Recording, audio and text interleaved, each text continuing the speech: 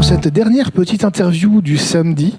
Je suis en compagnie d'un autre auteur, dessinateur international, Pedro Rodriguez. Pardon. Rodriguez. Merci, mon espagnol est un peu vieux, comme je disais, qui nous vient d'Espagne, directement. On a beaucoup d'auteurs et de dessinateurs étrangers cette année. On en a quand même quelques-uns qui viennent d'un petit peu partout. Toi qui viens d'Espagne, Chiara qui était juste avant, qui elle est italienne, et tout le monde parle français. Oh, c'est bon ça, non? Oui, bah heureusement, parce que sinon ce serait compliqué pour moi. Tout le monde essaye de parler français, parce que mon français, c'est pas bon, mais j'essaye de parler. Ah bah, on te comprend sans problème, et c'est juste parfait pour ça. Et si tu ne me comprends, tu me dis, j'essaye de chercher d'autres mots. Ça marche. Alors, première petite question toute simple. Comment est-ce que tu es arrivé à la bande dessinée? Ouf. On a le temps. Hein. C'est la dernière interview, on peut aller jusqu'à 19h. Ah, ok. Mais tu dis que c'est simple la question, mais c'est pas simple la question. Je descends depuis que je suis, bon, comme toujours, non? Comme tout le monde, tous les enfants, tous les gamins, ils descendent. Peut-être je n'ai arrêté jamais de dessiner. Ça, c'est la différence, peut-être. Parce que je ne me souviens pas comment il y arrive. Mais concrètement, j'ai fait les études d'illustration à Barcelone. Mm-hmm. Et moi, toujours, j'ai fait les deux chemins. Les chemins de l'illustration et les chemins de la BD.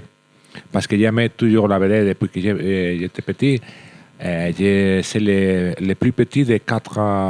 bon, nous sommes 5 frères. 5 frères. Mais j'ai 3 frères plus âgés que moi. Tu es le 4e. J'ai le 4e.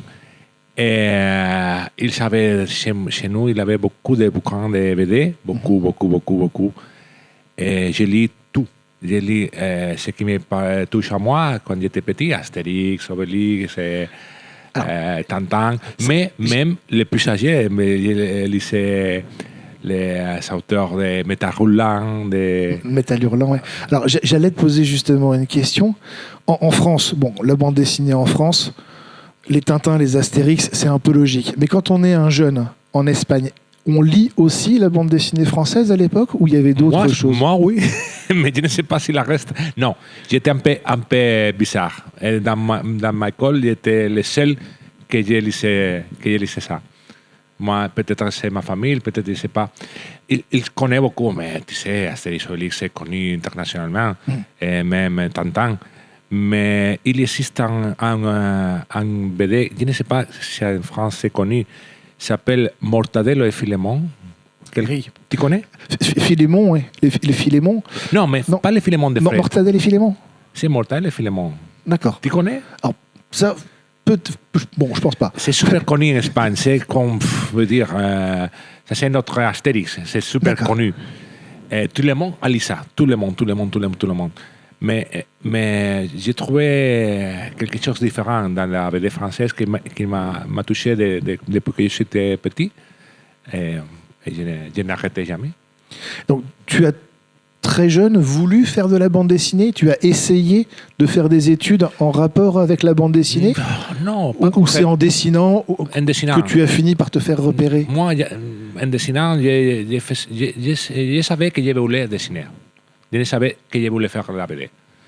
Alors, j'ai fait les études d'illustration, mais j'ai fait les BD amateurs. Avec on dit fanzine, on dit... Oui, les fanzines. C'est pareil. Ça. Avec les amis, les fanzines, on fait les BD, on essaie de faire les BD. Mais à l'Espagne, c'est très difficile de travailler à la BD. Il n'y a pas beaucoup d'industrie, ce n'est pas si facile comme en France. Et on arrive à penser que tu ne peux te dédiquer. Que tu ne peux te dédiquer que tu ne peux travailler, que tu ne peux travailler finalement à la BD. Alors, tu cherches d'autres chemins. Donc, auteur ou dessinateur de bande dessinée, ce n'est pas suffisant pour pouvoir travailler et gagner sa vie. Alors, tu cherches d'autres chemins. En mon cas, c'est l'illustration. J'ai fait de l'illustration jeunesse. Et petit à petit, j'ai pu faire mon premier BD et ça marche. Alors, j'ai fait tout. Alors, donc ça fait quand même déjà quelques temps que tu fais de la bande dessinée. J'ai l'impression. Est-ce que tu n'aurais pas une passion pour Rudyard Kipling? Ah, bon. Enfin, si je dis ça, c'est qu'au niveau de ta bibliographie, il y a quand même plusieurs adaptations. Il y a les taches du léopard, Oui. il y a la peau du rhinocéros. Et donc là, sur le salon qu'on a également, Oui, oui, et oui. les observations animalières de Rudyard Kipling. Ça fait quand même 3 Bon. ouvrages assez conséquents. C'est fait exprès? Non, il faut dire que c'est pas une chose à moi, c'est un, comment on dit, un encargo. C'est l'éditeur qui l'a demandé? C'est l'éditeur. Dans ce cas, la première version, c'est américain, c'est pour les États-Unis. D'accord. Oui. Mais la chance, c'est que j'adore Rudyard Kipling. Vraiment, j'adore Rudyard Kipling. Mon roman préféré, c'est le livre de la forêt, on dit en français. L'appel de la forêt. Le Non, livre de la c'est selva. Le livre de la selva. Le livre de la jungle. Le Le livre de la jungle, ou l'appel Oui. de la forêt, c'est Oui, c'est- le livre de la jungle. Stevenson. C'est mon bouquin préféré de tous les temps. Alors, quand l'éditeur m'a proposé ça, pour moi, ça c'est un cadeau. Parce que j'adore vraiment. Donc, Rudyard Kipling, les contes de Grimm aussi. Les contes de Grimm, oui. Les contes de Grimm. J'adore tous les récits fantastiques, toute la littérature de Disney, le siècle 19, 19, le siècle 19. Le 19e siècle. Wow, 19e. J'adore tout ça. J'adore tout ça. Et donc, de fil en aiguille, on arrive à une première chose que... Alors, c'est par ça que je t'ai connu, par l'adaptation de Yaga, la fille serpent, qui était une... Non, c'est pas une adaptation, c'est original. Oui, voilà, c'est l'histoire classique de Baba Yaga. C'est pas l'histoire classique, c'est imaginer Ouais, la jeunesse de Baba Yaga d'accord. et comme Baba Yaga, elle arrive à être la sorcière que nous connaissons. Voilà, c'est toute sa jeunesse jusqu'au moment où elle devient cette fameuse sorcière qui terrifie la région et qui prend possession de la forêt. Oui, c'est une histoire originale d'Antoine Ozanam, c'est le scénariste. Et c'est rien à voir avec l'histoire traditionnelle. Parce que c'est imaginer qu'est-ce qu'on fait, qu'est-ce qu'il a pu passer dans la vie de la femme qu'il deviendra Baba Yaga. C'est très intéressant, je trouve. C'est un conte qui est très sombre de base et c'est vrai qu'on le retrouve aussi dans la bande dessinée. Il y a tout un moment où elle a cet espoir de pouvoir vivre une jeunesse presque normale jusqu'au moment où la sorcellerie finit par reprendre le dessus et amener à la mort de Baba, donc celle qui s'est occupée d'elle et qui va la pousser, elle, à devenir la nouvelle Baba, Si, oui. Baba Yaga. Voilà. Oui, alors on pense que Baba Yaga, il existe toujours. Ouais. C'est ça. Mais du coup, c'est quelque chose qui se passe un petit peu de génération en génération. Ça, c'est l'idée, mais il y a un original qui est devenu Baba Yaga, Mhm. mais il n'a né comme un sorcière. Il a né comme un fil normal, comme un fil, mais il a passé des choses dans sa vie qu'il a devenu comme ça. C'est une histoire à lire. Et donc, plus récent, plus proche de nous, un dernier tour de terrain. Alors Oui. là, on est quand même assez loin du fantastique et des C'est sorcières. super différent, oui. Oui. On est quoi? C'est une critique du football moderne? C'est quoi? Bon. On suit ce vieil entraîneur qui Oui. cherche la Non. perle rare. Pas entraîneur, c'est agent de joueurs. C'est un agent C'est un qui agent. cherche un joueur à gérer Oui, pour espérer en faire la future star du pour football. réussir, oui. Voilà. Oui, c'est une histoire, je trouve que d'abord, pour moi, c'était un défi parce que j'adore tous les fantastiques et pour moi, c'est un défi de changer tellement de genre, de faire une histoire contemporaine et pour moi, c'était un défi, ça.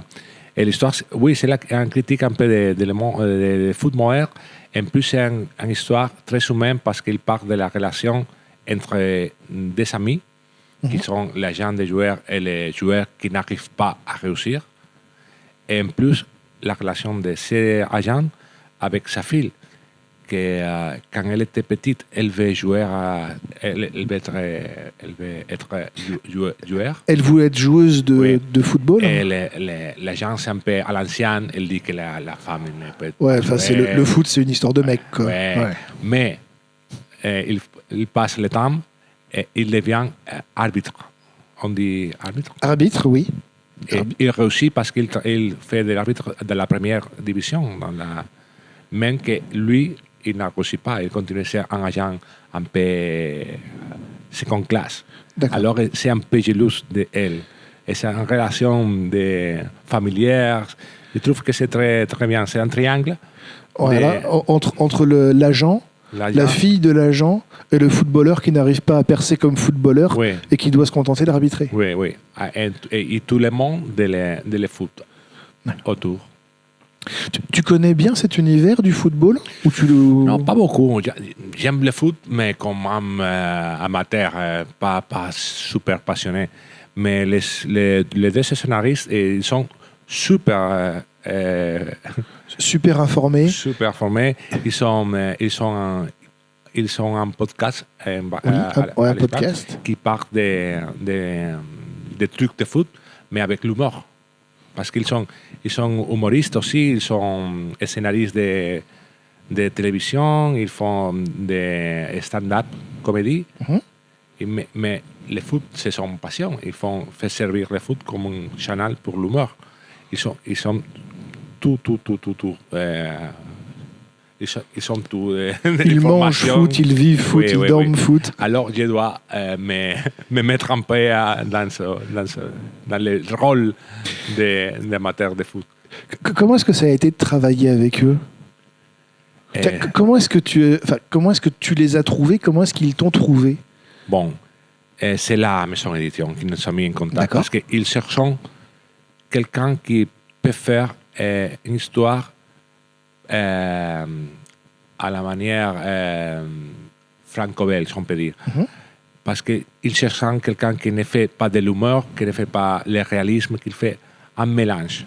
Oui, un petit peu comme les vieux dessins d'autrefois, avec des personnages un peu caricaturaux, mais pas trop. Et c'est ça. Voilà. Et qu'il puisse raconter bien l'histoire. J'ai mis beaucoup d'intérêt dans la mise en place de la narration. Et ils chercheront quelqu'un qui peut faire ça, et c'est moi qui ai téléphoné. Nous sommes mis en contact, nous sommes parlé, et nous sommes devenus super amis parce qu'ils sont super gentils, et il a fonctionné, il est alchimique. On dit chimique? Oui, une alchimie, oui. Il y a une chimique spéciale, et c'est super bien passé. Une suite, tant qu'à faire. Oui, Ou alors on va parler.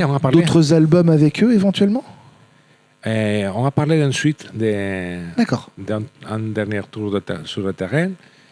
On verra, mais j'espère qu'il y a une suite. J'espère qu'il y aura une suite. Oui. Est-ce que tu as d'autres projets en cours? Oui. Je ne sais pas si je peux parler encore. Ça allait être ma prochaine question. Non. J'ai signé, je peux parler. Oui. Oui. Non, je suis en train de faire un nouveau projet avec Antoine Ozanam. Oui. Chez Dupuis. Voilà, donc Antoine Ozanam, qui était l'auteur de Yaga. De Yaga. Oui. Donc chez Dupuis, d'accord. Chez Dupuis. Toujours dans une ambiance semi-fantastique, semi-réaliste, semi-fantastique. C'est tout ce que je peux dire. Et maintenant, on attend que ça se fasse et on aura la surprise à la sortie. Non, il faut attendre. Il faut attendre. Eh bien, merci bien. C'est très agréable de voir aussi des dessinateurs venant d'autres contrées que la France, d'autres points de vue, et qui en même temps ont l'air de beaucoup aimer la bande dessinée française et belge. Donc merci d'aimer, merci de continuer à en faire. Et puis je vais pouvoir te rendre, je pense, à tes fans pour que tu puisses continuer à faire les dédicaces. Merci beaucoup. Merci à toi. Et merci à vous, parce que vous savez, parce que grâce à vous les Français, à la bande dessinée franco-belge, c'est qu'il y a des auteurs qui veulent continuer la BD franco-belge. Vous êtes les Hollywood. Et quand on pense que tout ça, c'est la faute des Belges. Bref, merci bien. Bonne continuation. Bonne soirée à ceux qui nous regardent. On était en direct et on va se retrouver demain pour 4 interviews supplémentaires. Bonne soirée Et puis, à demain.